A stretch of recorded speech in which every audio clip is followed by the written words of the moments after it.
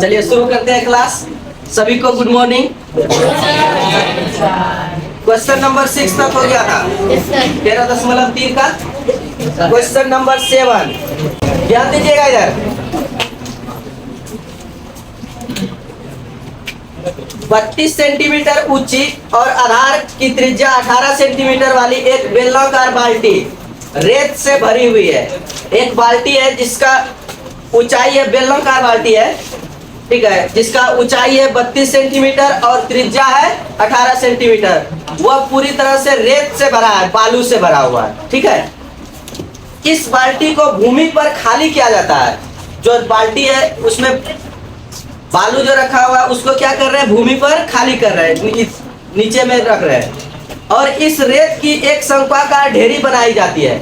जब देखिएगा बाल्टी से रखिएगा, गेहूं रखिए, चावल अनाज सब भी रखिएगा, इसे उझलिएगा तो क्या होता है, शंक्वाकार बनता है। नीचे में वृत्त और ऊपर में इसे बने कोण बनते हुए आएगा शंकु के तरह। तो एक शंक्वाकार ढेरी बनाई जाती है, उसको नीचे में रख के। यदि शंक्वाकार ढेरी की ऊंचाई, जो वह शंक्वाकार ढेरी बन रहा है उसका ऊंचाई 24 सेंटीमीटर है, तो इस ढेरी की त्रिज्या और तिर्यक ऊंचाई ज्ञात कीजिए। जो शंक्वाकार ढेरी बना उसका त्रिज्या मालूम करना है और तिर्यक ऊंचाई, आर का मान और एल का मान। चलिए डायग्राम भी बना देते हैं। एक पहले तो बेलनाकार बाल्टी था जिसमें कि रेत भरा हुआ था। बेलनाकार बाल्टी,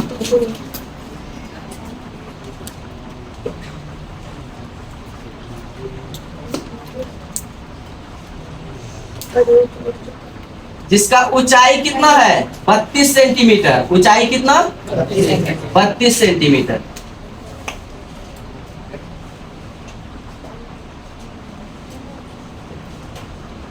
एच का मान बाल्टी के लिए 32 सेंटीमीटर और आधार की त्रिज्या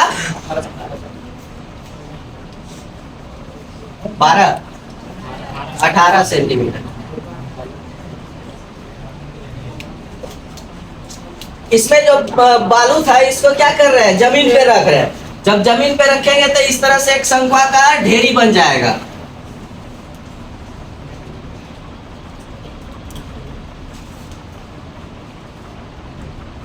शंक्वाकार ढेरी बन जाएगा जिसकी ऊंचाई दिया हुआ है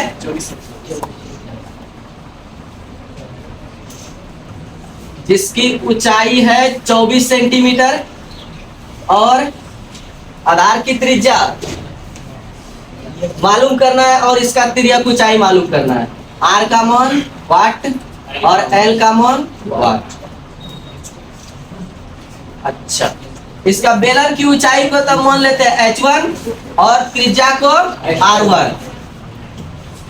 ऊंचाई को h1 और त्रिज्या को r1। इसके ऊंचाई को h2 और त्रिज्या को r2। लिख लेते हैं यहाँ पे जो सब दिया हुआ है।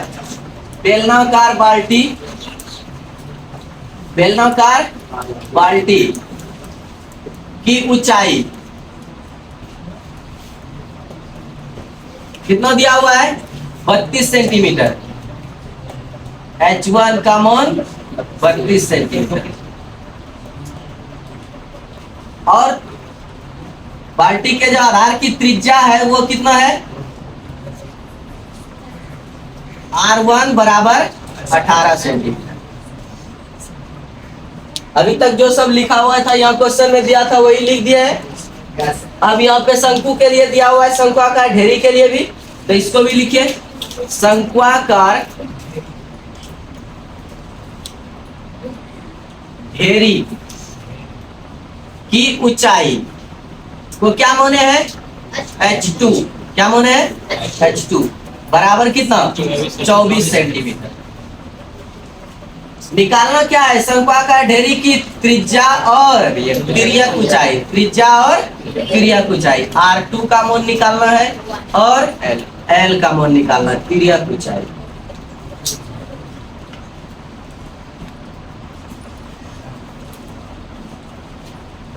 ध्यान दीजिएगा यहाँ पे इसमें जो बालू था बाल्टी में, बेलनाकार बाल्टी में जो बालू था उसी को जमीन पे रखे हैं।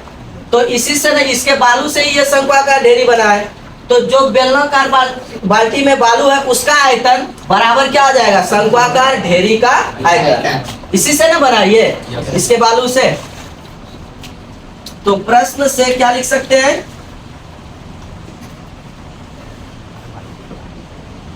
बेलनाकार बाल्टी का आयतन जिसमें कि रेत भरा हुआ है, बेलनाकार बाल्टी, या फिर रेत लिख देते हैं ताकि समझ में आ जाए कि इसमें भरा हुआ था बालू। बेलनाकार बाल्टी का आयतन बराबर शंक्वाकार ढेरी का आयतन, शंक्वाकार ढेरी का आयतन।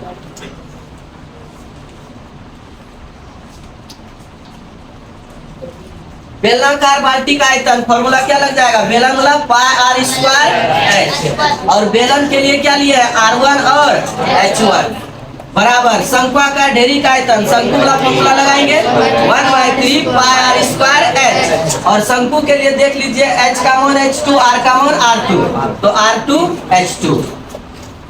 पाई गुणों के फॉर्म में, इधर भी गुणों के फॉर्म में, खत्म।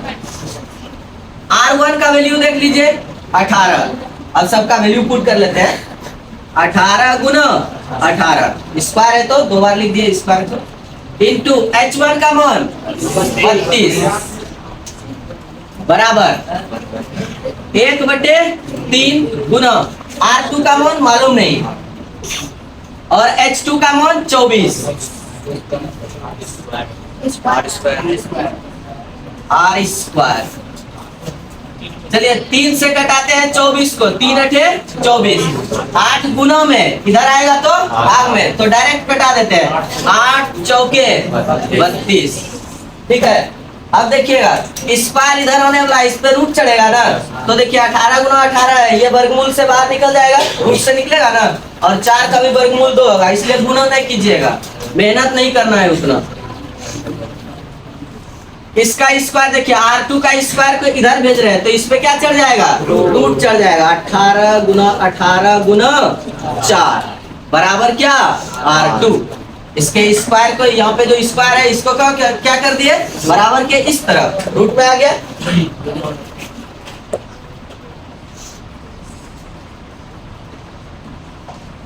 अब देखिए रूट के अंदर से 2 गो के बदले 1 गो निकालते हैं, तो 2 18 है तो 1 18 निकला, और 4 का वर्गमूल 2, क्या बचा इधर R2, तो R2 का मान कितना, 18 दूना 36, R2 मतलब क्या, शंक्वाकार ढेरी की त्रिज्या।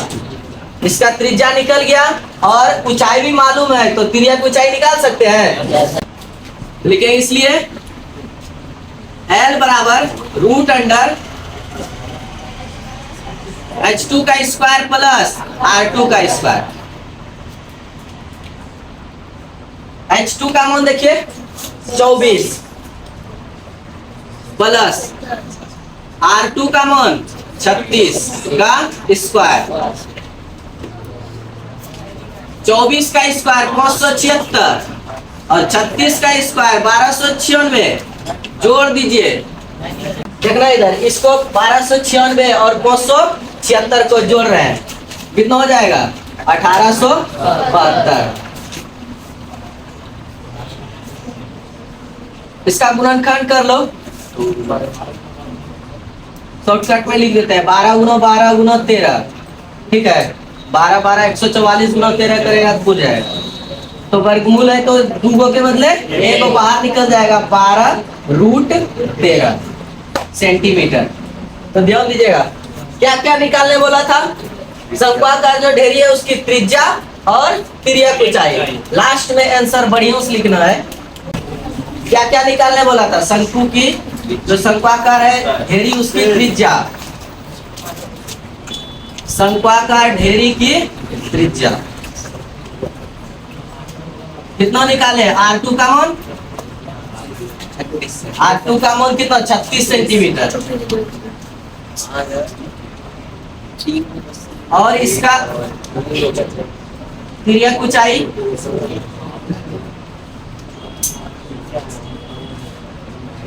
एल का मान कितना 12√13 सेंटीमीटर। 12√13।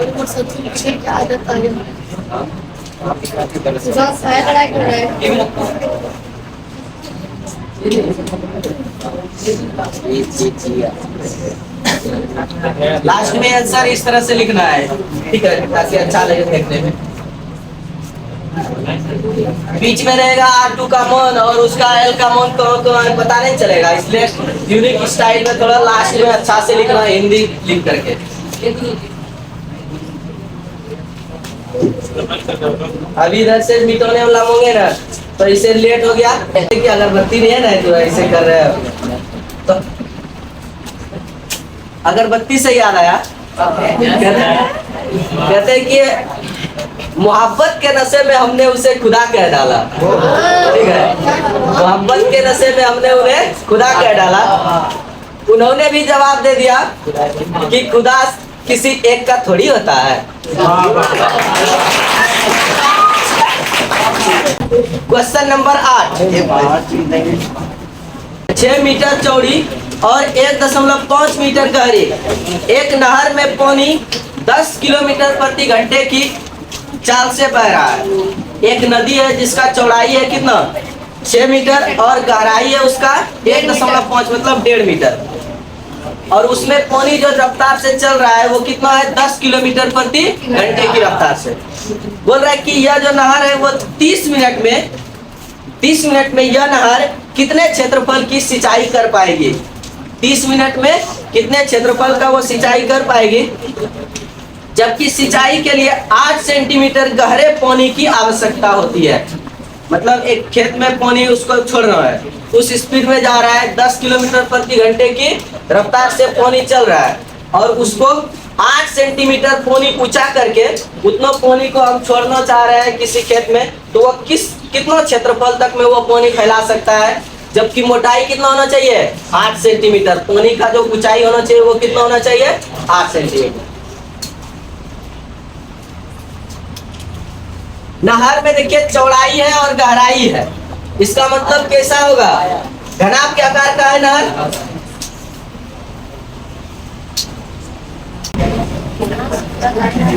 और इससे जो पानी निकलेगा इधर,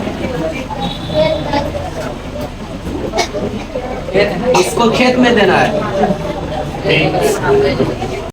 इसमें पानी है जिसका ऊंचाई मोटाई कितना करना है 8 सेंटीमीटर मोटा पानी ऊंचा। ध्यान देना इधर, ये एक नहर है जिसकी चौड़ाई है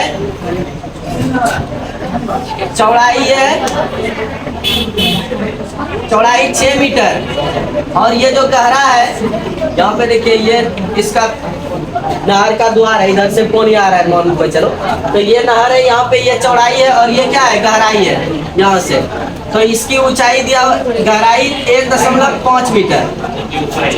इसमें जो पानी रफ्तार से चल रहा है कितना 10 किलोमीटर प्रति घंटे की रफ्तार से, इस पानी को कहाँ देना है, खेत में या कहीं पे क्षेत्रफल में पानी का सिंचाई करना है पानी से, तो जिसका ऊंचाई कितना होना चाहिए 8 सेंटीमीटर। पानी का जो ऊंचाई होना चाहिए 8 सेंटीमीटर, तो वह कितने क्षेत्र में वह अपना पानी फैला सकता है 30 मिनट में, ठीक है। नहर की चौड़ाई दिया हुआ है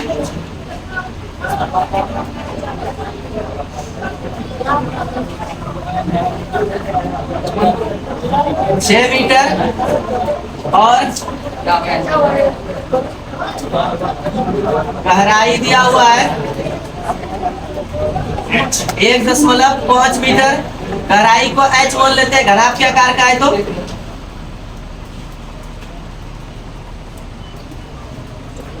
और नहर में जो पानी चल रहा है वो कितने स्पीड से 10 किलोमीटर प्रति घंटे की रफ्तार से। पानी की चाल,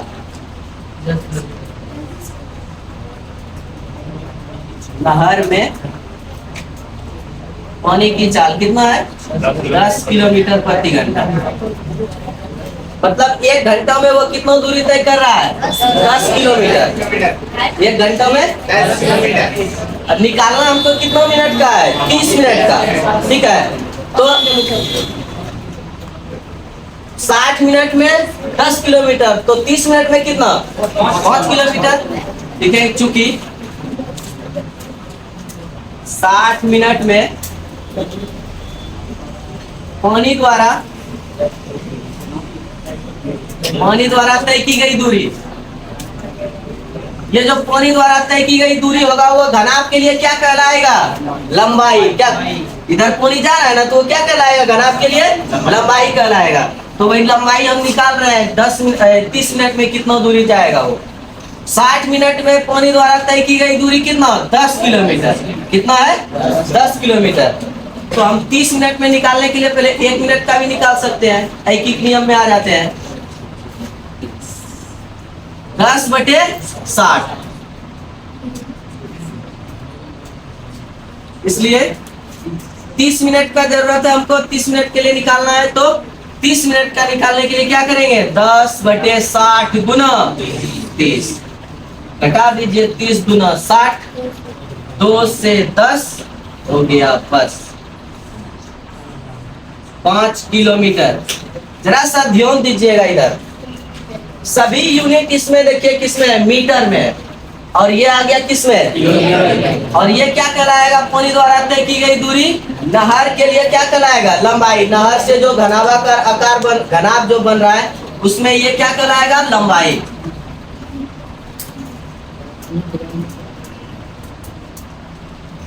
इसमें लिख देते घनाभाकार।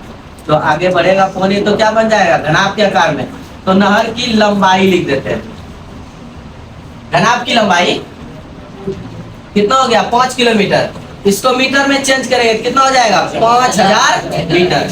अब देखिए, जो पानी इसमें 5000 मीटर लंबाई, चौड़ाई 6 मीटर, गहराई 1.5 मीटर, इसमें जितना पानी का आयतन होगा वही पानी किसमें देना है? खेत में देना है, जो सिंचाई करना है। तो इसका आयतन और जो खेत का आयतन होगा, घनाभाकार नहर का आयतन और खेत का आयतन, दोनों आपस में क्या होगा? बराबर होगा।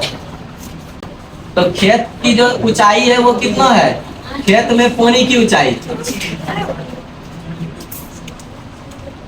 खेत में पानी की ऊंचाई 8 सेंटीमीटर। इसको मीटर में बदल देते हैं, ठीक है, ताकि सब देखिए यहाँ मीटर में है सब यूनिट, उसको भी मीटर में कर देंगे, सॉल्यूशन करने में आसानी हो जाएगा। तो इसको क्या लिख सकते हैं? 8/100। अब ये किस में चेंज हो गया? मीटर में चेंज हो गया। घटा सकते हैं, 4 से कटा रहे, 2 चौके 8, 25 चौके 100, 2/25 मीटर। और इसका निकालना क्या है? खेत का क्षेत्रफल निकालना है।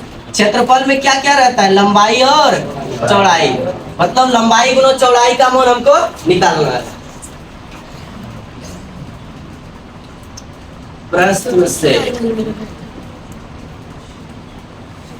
जो इस नहर में 30 मिनट में पानी हुआ उसका आयतन, और जो सिंचाई कर रहे जिस खेत में उसका आयतन, दोनों का आयतन क्या हो जाएगा? आपस में बराबर होगा, क्योंकि इसी नहर से उसमें पानी भेजना है 30 मिनट तक। तो लिखेंगे 30 मिनट में नहर का जो आयतन होगा, नहर में पानी का आयतन, नहर में पानी का आयतन बराबर हो जाएगा किसके? खेत में भी देखिए ऊंचाई है और क्षेत्रफल पूछ रहा है, लंबाई और चौड़ाई पूछ रहा है, तो वो भी कैसा हो गया? घनाभ के आकार का ही खेत का आयतन।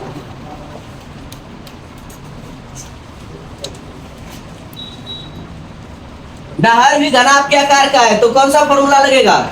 लंबाई गुना चौड़ाई गुना ऊंचाई, लंबाई गुना चौड़ाई गुना ऊंचाई बराबर खेत का क्षेत्रफल, खेत का आयतन लंबाई गुना चौड़ाई गुना ऊंचाई होता है। तो लंबाई गुना चौड़ाई को हम मान लेते हैं क्षेत्रफल, लंबाई गुना चौड़ाई को क्या मान लेते हैं? तो इधर लिख देते हैं फॉर्मूला। लंबाई गुना चौड़ाई गुना ऊंचाई। देखिए खेत में जो पानी जाएगा तो वह लंबाई कुछ तो होगा और कुछ चौड़ाई होगा, और वह ऊंचा तो बता ही रहा है कि कितना 8 सेंटीमीटर होना चाहिए।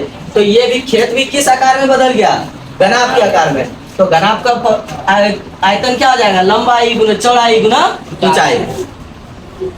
अब इधर लंबाई से कटा नहीं देना चौड़ाई से, ये नहर के लिए है, वो खेत के लिए है।